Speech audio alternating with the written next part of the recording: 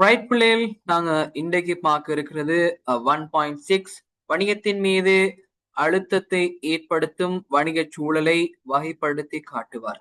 அதாவது நாங்க ஏற்கனவே 1.5ல பார்த்திருந்தோம். வணிகத்தின் மீது அக்கறை செலுத்தக்கூடிய தரப்பினர்களாக இருக்கிறாங்க நிறைய பேர். உரிமையாளர், முகாமியாளர், ஊழியர்கள், எக்கச்சக்கமான தரப்பினர்கள் இருக்கிறாங்க.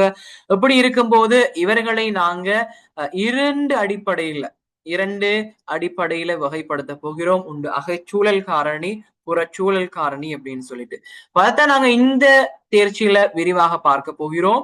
சோ நாங்க பார்க்கலாம். வணிக கருமங்களில் தாக்கத்தை ஏற்படுத்தும் அல்லது வணிகத்தினுடைய செயற்பாட்டுல என்ன செய்ய போறாங்க, ஒரு தாக்கத்தை ஏற்படுத்த போறாங்க. அந்த காரணிகள் செயற்படுகின்ற சூழலை நாங்க வணிக சூழல் அப்படின்னு சொல்லுவோம். பிசினஸ் என்வாயன்மெண்ட் சொல்லுவோம். இந்த பிசினஸ் என்வாயன்மெண்ட்டை நாங்க இரண்டு அடிப்படையில வகைப்படுத்த போறோம் என்று சொல்லி ஏற்கனவே சொல்லியிருந்தேன். அதுல ஒன்று பாத்தீங்கன்னு சொன்னா அகச்சூழல், இன்னும் ஒன்று புறச்சூழல். சோ உங்களோட நிறுவனத்துக்கு உள்ள இருக்கின்ற அமைப்பை பார்த்தீங்கன்னா அகச்சூழலாகவும், உங்களோட நிறுவனத்துக்கு வெளியே இருக்கக்கூடிய பகுதி, ரைட், அதே மாதிரி ஒரு நிறுவனத்தின் மீது தாக்கத்தை ஏற்படுத்துறாங்க, ஆனா உங்க நிறுவனத்துக்குள்ள இருக்க மாட்டாங்க, அவங்க புறச்சூழல் காரணின்னு சொல்லியும் நாங்க பார்க்கிறோம், வகை பிரிக்கிறோம். சரிதானே? அப்ப கீழே வரை விளக்கணம் இருக்கு. அப்ப நாங்க வரை விளக்கணத்தை பார்த்தோம்னு சொன்னா உங்களுக்கு அது கிளியர் ஆயிரும்னு நினைக்கிறேன். ஓகே, பாப்போம். முதலாவது பாருங்க, அமைப்பொன்றில் காணப்படுகின்றதும். அப்ப ஒரு நிறுவனத்துக்கு உள்ள இருப்பாங்க, தாக்கத்தை ஏற்படுத்துவதும், ரைட். அதே மாதிரி அந்த குழுக்கள் அல்லது கண்டிஷன்ஸ், அது சில பல கண்டிஷன்ஸ் இருக்கும் உங்க நிறுவனத்தை எடுத்துக்கொண்டீங்கன்னா.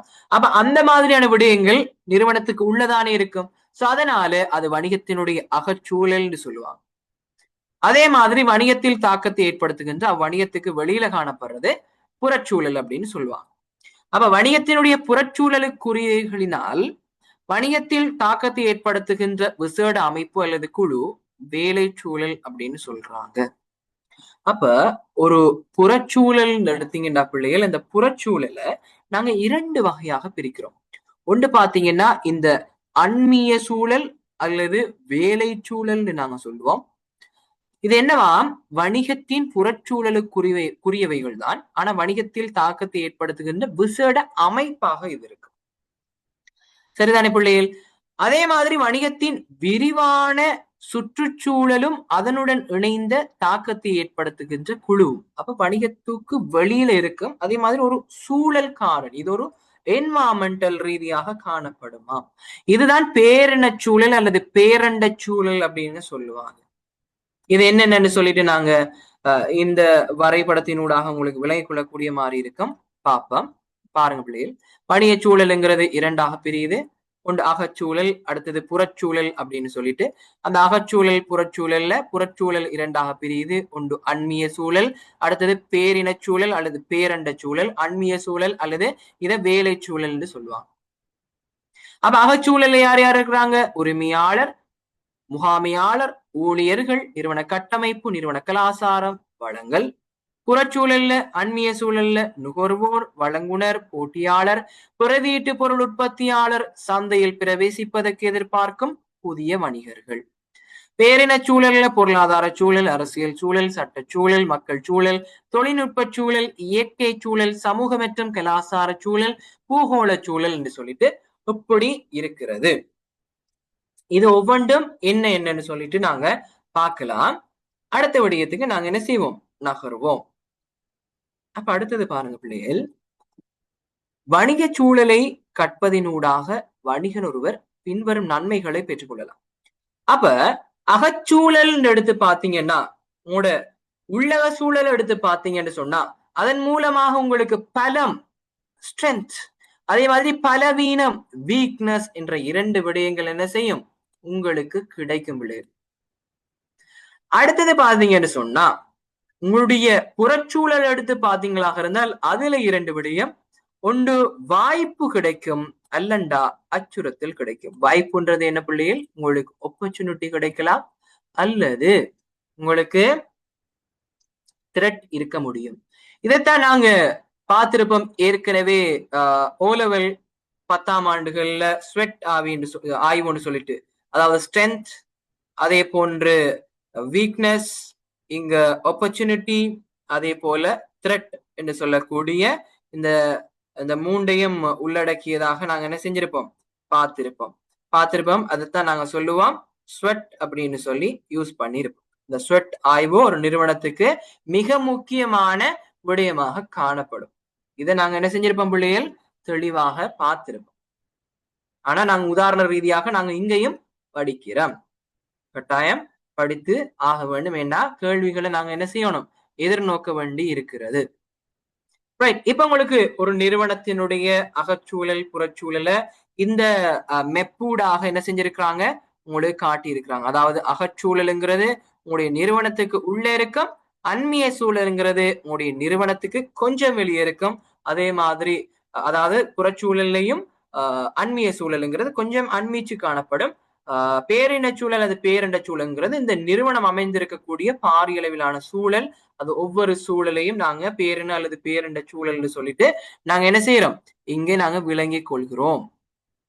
சரிதான பிள்ளைகள்? அப்ப இதுல இருக்கிற விடயத்தை கொஞ்சமா நான் சொல்லிடுறேன். இதுல அகச்சூழல் நாங்க பார்த்திருப்போம். அதே மாதிரி நிறுவன கட்டமைப்புக்குள்ள நிறுவனத்தினுடைய அமைப்புகள் எவ்வாறு இருக்கு அப்படின்ட்டு, நிறுவனத்தினுடைய கலாசாரத்துல நிறுவனங்கள் ஊழியர்கள் எப்படி நடந்து கொள்றாங்க, அவங்களுடைய ஆடை அமைப்பு எப்படி இருக்குன்ற விடயங்களும், வளங்கள்னு சொல்லக்கூடிய அந்த நிறுவனத்துல என்ன மாதிரியான வளங்கள் ரிசோர்ஸ் பயன்படுத்துறாங்க, அதை எப்படி ஒவ்வொரு கட்டமைப்புகளுக்கு இடையில அல்லது இந்த இருக்கிற உரிமையாளர் முகாமையாளர் ஊழியர்களுக்கு இடையில பங்கீடு செய்யறாங்கன்ற விஷயங்களையும் நாங்க பார்ப்போம். அதே மாதிரி அந்நிய சூழல்ல நுகர்வோர் உங்களுக்கு தெரியும், உங்களோட பொருட்களை பயன்படுத்துறவங்க, வழங்குனர்னு சொல்றது உங்களோட நிறுவனத்துக்காக மூலப்பொருட்களை வழங்குறவங்க, போட்டியாளர்கள் உங்களுக்கு என்ன பொருளை நீங்க உற்பத்தி செய்றீங்களோ அதே சமமான பொருளை உற்பத்தி செய்யறார்கள். பிரதியீட்டு பொருள் உற்பத்தியாளர்கள்னு சொல்றது, அதாவது உங்களுக்கு தெரிஞ்சிருக்கணும், நீங்க சீனியை உற்பத்தி செய்றீங்கன்னா அல்லது நீங்க சீனியை விற்பனை செய்றீங்கன்னா மற்ற நிறுவனம் கருப்பட்டிய அல்லது சர்க்கரை உற்பத்தி செய்வாங்க, விற்பனை செய்வாங்க. அதாவது ஒரே பர்பஸா இருக்கும், ஆனா அது வெவ்வேறு பொருட்களாக இருக்கும். சோ அதை பிரதியீடாக பயன்படுத்தக்கூடியவைகள் அதை உற்பத்தி செய்யறவங்களா இருப்பாங்க. அதே மாதிரி சந்தையில பிரவேசிக்க எதிர்பார்க்கின்ற புதிய வணிகர்கள், அதாவது முதலீடுகளை மேற்கொள்றதுக்காக உங்களோட நிறுவனத்துல இன்வால்வ் ஆக இருக்கக்கூடிய எதிர்கால முதலீட்டாளர்கள் இருப்பாங்க. சரியா? அப்ப எதிர்கால முதலீட்டாளர்களாக இருக்கலாம் அல்லது எதிர்காலத்துல புதிய வணிகர்களாக இருக்க முடியும். இவர்கள் அந்நிய சூழலுக்குரிய காரணிகளாக காணப்படுவாங்க. அடுத்தது பாத்தீங்கன்னா பிள்ளைகள் பேரின சூழல்ல பொருளாதாரம் சார்ந்த விடயங்கள். பொருளாதாரத்துல என்ன செய்யலாம், எங்களுடைய நிறுவனத்து எங்கட பொருளாதாரம் வளர்ச்சி அடையுதா, வீழ்ச்சி அடையுதா, பணவீக்கம் எப்படி இருக்கு, சந்தையினுடைய நிலவரம் எவ்வாறு இருக்கு, பொருளாதாரம் வளர்ச்சி அடைந்து போகுதா வீழ்ச்சி அடைந்து போகுதா என்ற விஷயம். அரசியல்ல என்ன சொல்லலாம், அரசியல்ல யாரு இப்ப அரசியல்ல இருக்கிறாங்க, அரசாங்கம் வரிச்சலுகை வழங்குதா, வரிகளை அதிகப்படுத்துறாங்களா, இப்படியான விடயங்கள். அதே மாதிரி சட்டச்சூழல்னா இந்த வணிகங்களுக்காக என்னென்ன சட்டங்கள் புதிய சட்டங்கள் கொண்டு வரப்படுகின்றது.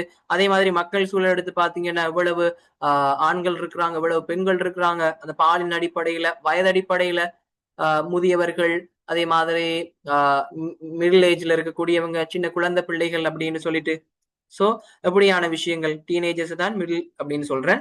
அதே மாதிரி பாத்தீங்கன்னா தொழில்நுட்பம், புதிய புதிய தொழில்நுட்பங்கள் மூலமாக என்ன செய்யும், எங்களுடைய நிறுவனத்துல சில மாற்றங்களை கொண்டு வர முடியும். சோ அந்த தொழில்நுட்பத்தினால அந்த புறச்சூழல் என்ற விஷயம் வருகிறது. அதே மாதிரி இயற்கை சூழல்ல இயற்கை அனர்த்தங்களாக இருக்கலாம், இப்படியான விடயங்கள். அதே மாதிரி இயற்கையில காணப்படுகின்ற சில நல்ல விஷயங்களா இருக்கலாம். சமூக மற்றும் கலாசார சூழல் உங்களுக்கு தெரிஞ்சிருக்கும், சமூகத்துல என்ன மாதிரியான கலாசாரம் இருக்கிறது, என்ன மாதிரியான சமூக கட்டமைப்பு இருக்கின்ற விடயம். அதே மாதிரி பூகோள சூழல் எடுத்தோம்னு சொன்னா இது எல்லாம் இலங்கை மட்டும் இல்லை, இது இலங்கையை தாண்டி இந்த பூகோளமயமாக்கலோடு சொல்லப்பட்ட விடயங்களாக இருக்கும். ரைட் தானே? சோ இதுதான் இந்த 1.6ல நாங்க பார்த்த விடயமாக இருக்கிறது. சோ இந்த விடயத்தை தான் நாங்க பார்த்திருக்கோம். ஆகவே அகச்சூழல்ல யார் இருக்கிறாங்க, புறச்சூழல்ல யார் இருக்கிறாங்க, அவங்க மூலமாக பல வீதங்கள் வாய்ப்பு அச்சுறுத்தல்கள் காணப்படுகிறது அப்படின்னு சொல்லிட்டு நாங்க என்ன செஞ்சிருக்கிறோம், 1.6ல பார்த்தாச்சு. அப்ப ஆகவே நாங்க அடுத்ததாக பார்க்க வேண்டியது வணிகத்தின் அகச்சூழல் காரணிகள் வணிகங்களில் ஏற்படுத்தும் தாக்கம். நாங்க மேல பார்த்த அகச்சூழலுக்குள்ள வார விஷயங்கள் பார்த்திருக்கிறோம், புறச்சூழலுக்கு வார விஷயங்கள் பார்த்திருக்கிறோம். அதுல 1.7ல நாங்க அந்த அகச்சூழல் காரணிகளால எங்களுக்கு வரக்கூடிய வாய்ப்புகள் அல்லது அச்சுறுத்தலை தான் நீங்க தாக்கம்னு நாங்க சொல்றோம். அப்ப அந்த வாய்ப்பும் அச்சுறுத்தலும் என்னென்ன அப்படின்றத நாங்க என்ன செய்ய போறோம், 1.7ல பார்க்க வேண்டி இருக்கும்.